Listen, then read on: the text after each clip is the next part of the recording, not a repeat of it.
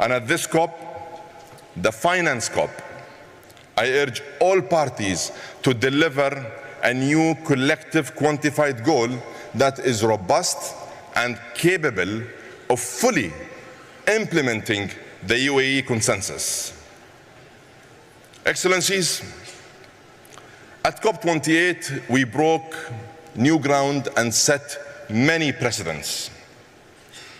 One of the most important precedents was the COP presidency's troika, a new mechanism for momentum that creates a bridge between COPs 28, 29, and 30.